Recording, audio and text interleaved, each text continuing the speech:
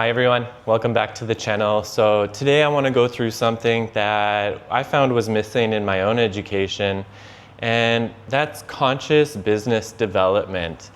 And so conscious business development is something I'm actually quite passionate about.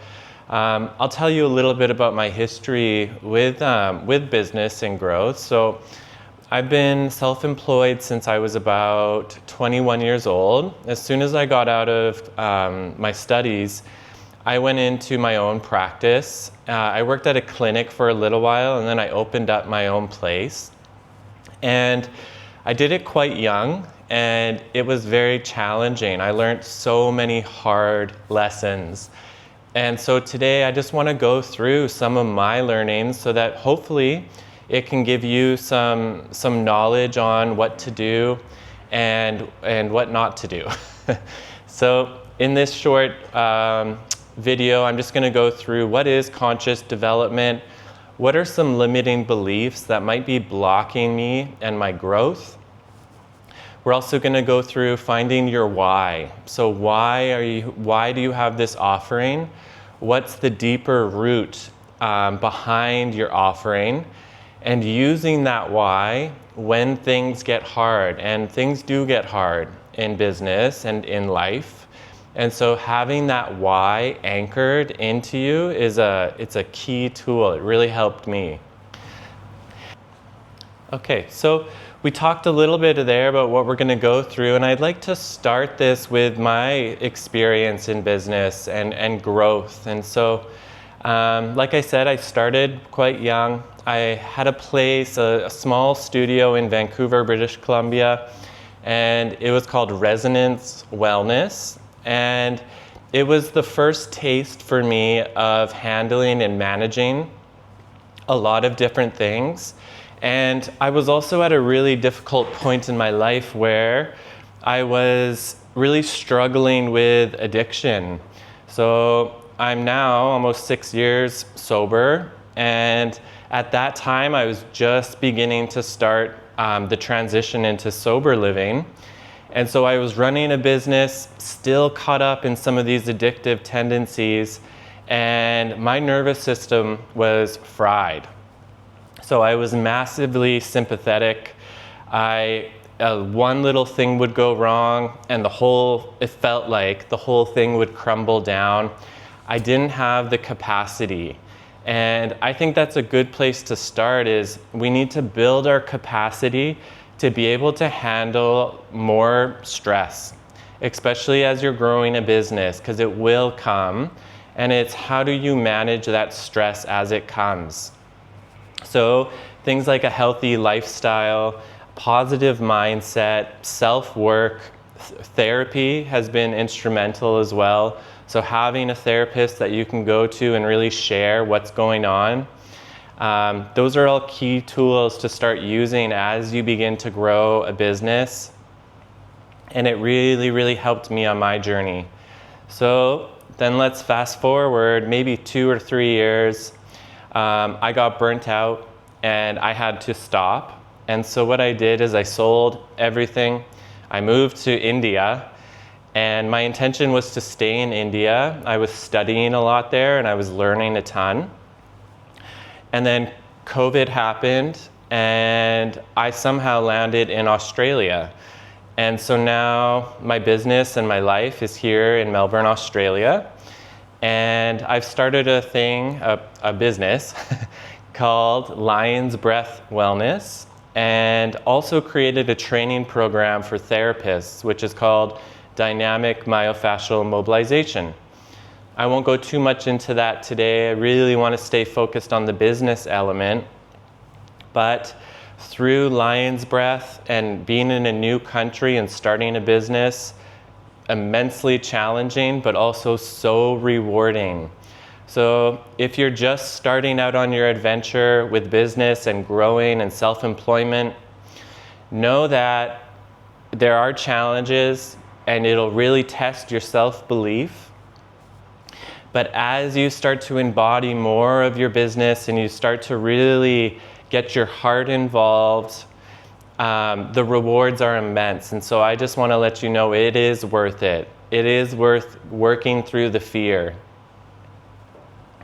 So our first topic I'd like to talk about today is around limiting beliefs, and limiting beliefs that block us in stepping forward, in creating the business of our dreams.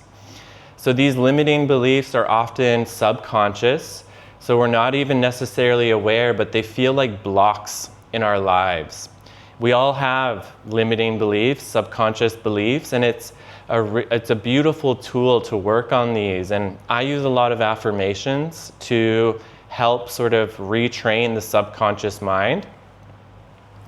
And these limiting beliefs, I believe, also have a real impact on our confidence. So what is confidence? Confidence is something you create within yourself by believing in who you are. And that's really deep. A lot of us don't have the belief in ourselves, and we don't believe that what we have is valuable. But that, again, is not a productive belief to have. You are highly valuable. Your skills are needed in this world. It's about how are you going to present it, and how are you going to come from the heart with your offering. So some of these limiting beliefs that I've seen in myself, and then also in people I work with. So I'll go through a couple of them here.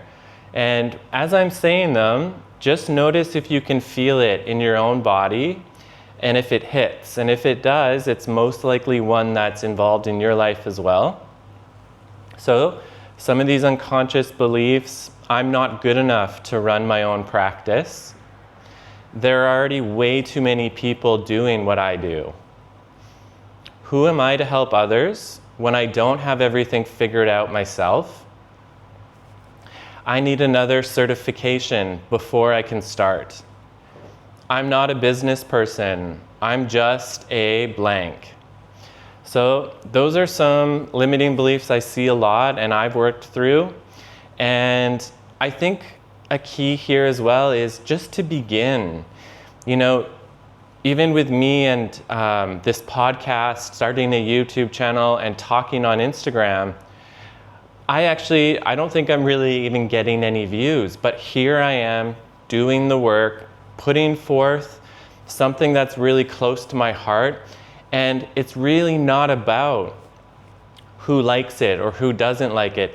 It's the journey of creation and bringing forth something that's deep within and overcoming these limiting beliefs that what I have to say is not valuable. I'm not prepared enough, or I need another certification. And so this is a good example of some of those limiting beliefs. And there's a couple other areas in these limiting beliefs, and this is one I've worked through as well, and it's fear of visibility or fear of rejection. So here are some of those limiting beliefs. Marketing myself feels inauthentic and salesy. I'll be judged if I put myself out there. If I fail, everyone will see. People don't want to hear what I have to say. And the last one here is, I can't handle criticism or negative feedback. So in this world of YouTube and the comment sections, there's always going to be people who don't like what you're doing. But I really don't think that's a reason to not create. Everyone has their own experience. You're allowed to not like what I'm saying or what someone else is saying. And your opportunity to put something in the comments, I value that, because that's your freedom to say what you need to say. And there's free will. You can always move on to the next. So these limiting beliefs are a real thing. So I just want to help you maybe identify some of these limiting beliefs in your own life and start to reprogram them. So if you have a limiting belief that says, let's use, I'm not prepared or I'm not good enough to run my own practice. So instead of having that running in the subconscious mind, you could create your own. I'm just speaking from the top of my head, but I am empowered and highly valuable, and people will receive my work. And again, just create your own. But the real key here is to identify the limiting belief you have and then plant a new seed in that subconscious mind so that that limiting belief is not going to hold power over you anymore. Okay, so let's move into the next topic here, which is finding your why.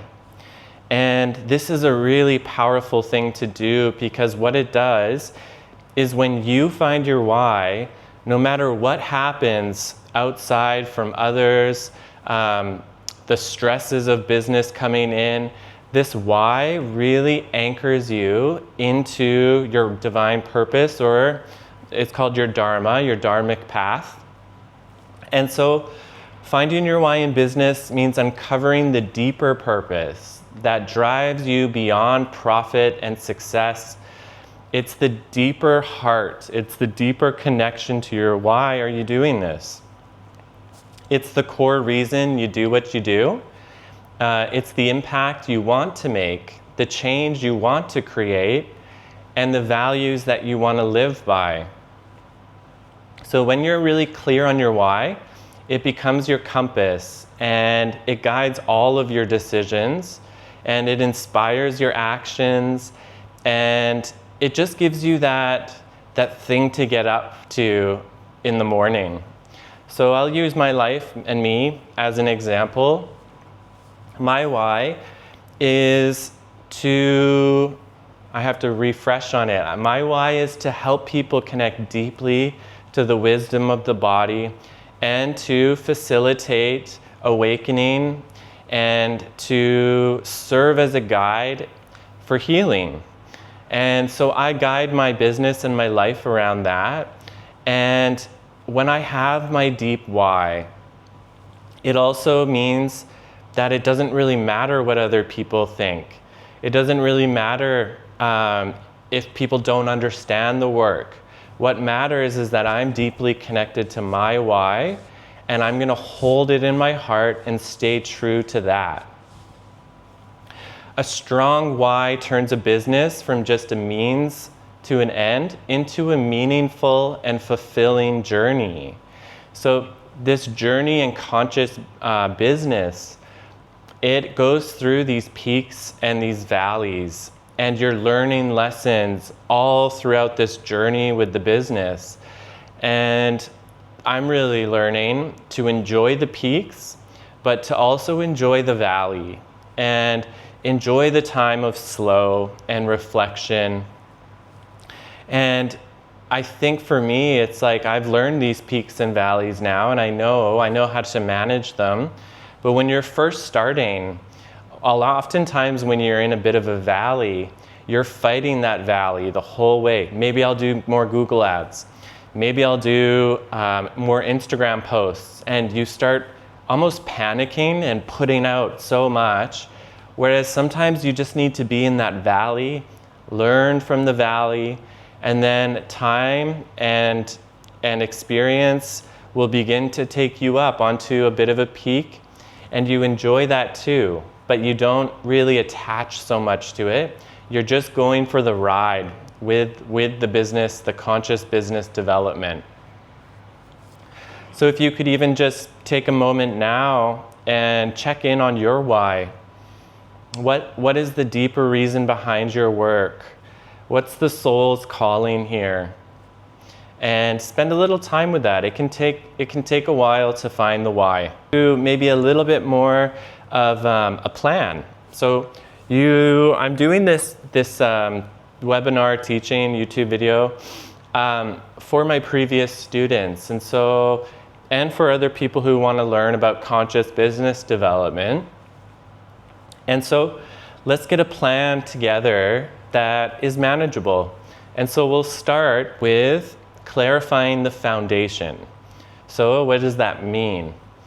It means, who do you serve? Who is your ideal customer or client? What transformation do you offer?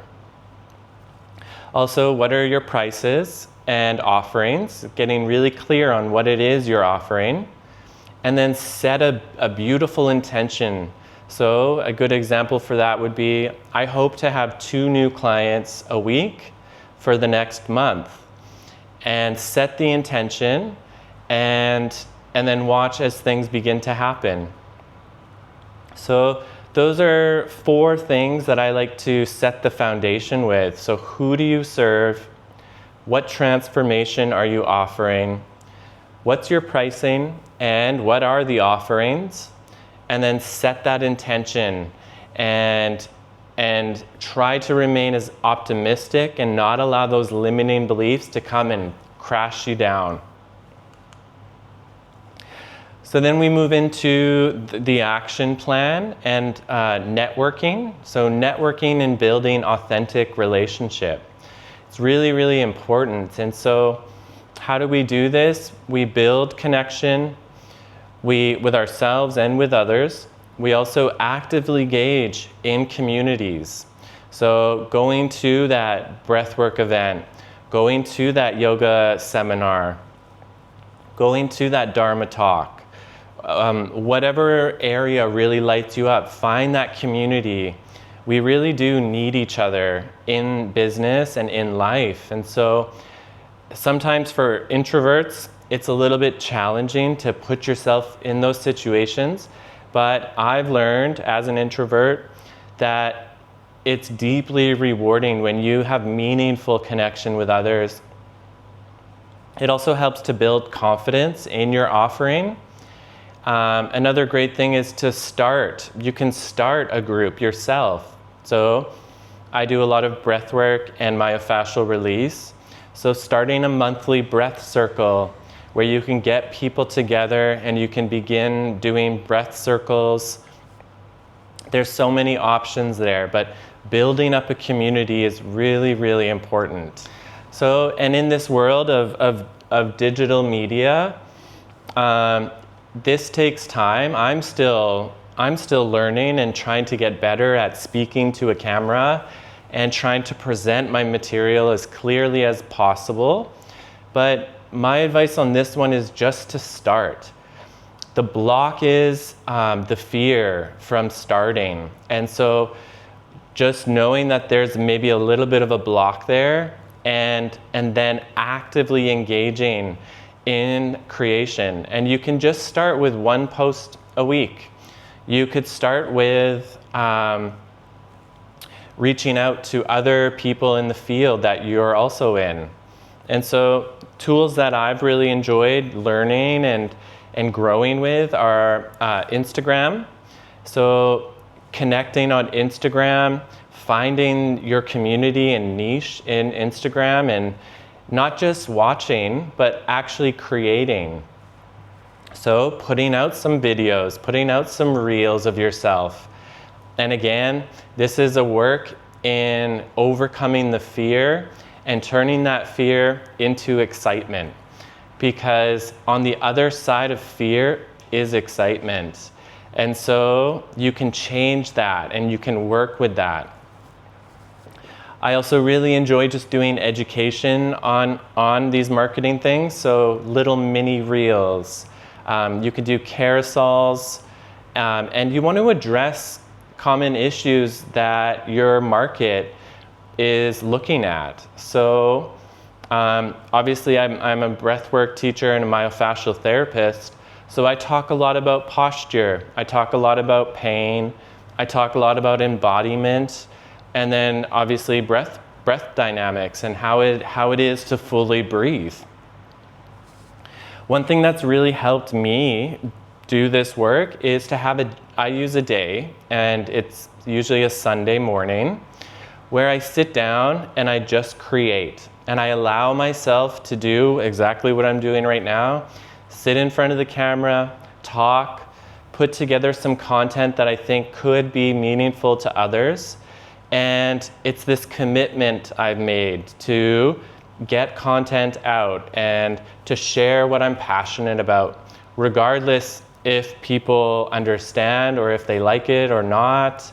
I'm here, I'm making the commitment, and that feels really good because I'm honoring myself in that.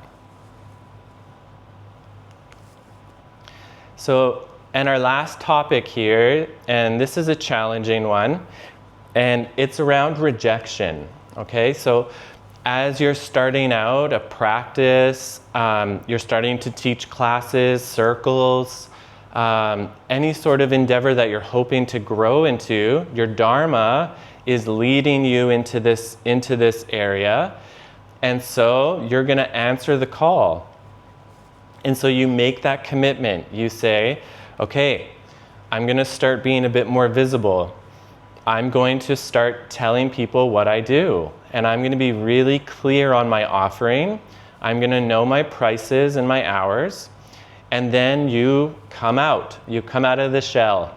And you will come up against blocks when this happens. It's just part of the process. And the more you can accept it, the easier it becomes. And so rejection is a really hard one to deal with for a lot of us. And so you're finally coming out of that shell with your beautiful offering, and you post it on Facebook, on Instagram, you're telling people, and no one signs up. Okay, so how does that feel? How does that feel in the body? What does that trigger in you? You just begin to notice it. Oh, okay, here's a little bit of a rejection wound. Is your tendency just to then say, well, I'm not going to do it then, and just totally stop and let it stop you in your tracks? Or can you use the rejection as a tool for more awakening and more consciousness and presence to come in? It's not an easy thing to do, especially when you really feel it deep in your heart, but then there's not the answer to the call. But that's also the solution right there, is to remember your why, remember your deeper purpose in the work, and keep going. It often takes multiple times of posting, of telling people, and your self-belief in the offering is the most important thing. And so that's how I deal with rejection. It still stings, not gonna lie, it still stings when someone doesn't understand or they're not resonating, but I've learned to use it as a tool to say, that's okay.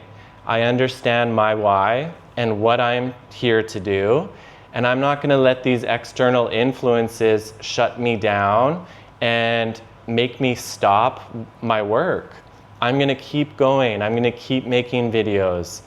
And so I hope I've given you some things in this video and in this podcast that you can think about in your own life. I guess I'll close it just on one note. And I'll close it on the note that you are highly valuable.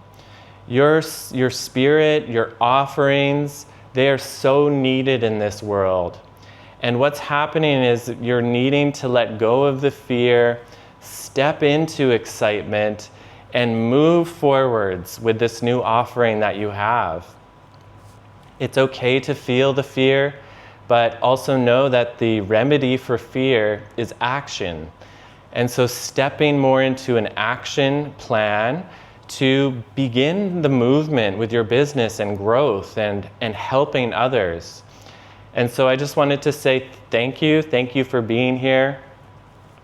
I think it's really important as healers and people in the wellness field that we also understand there should be more information on business development, because when I started, I had to learn all these lessons the hard way through a lot of pain and suffering, but there are ways through it that don't collapse your system. And I've given you some tools today. I hope you found some value in that. Thank you for being here, and I will see you in the next video. Bye, everyone.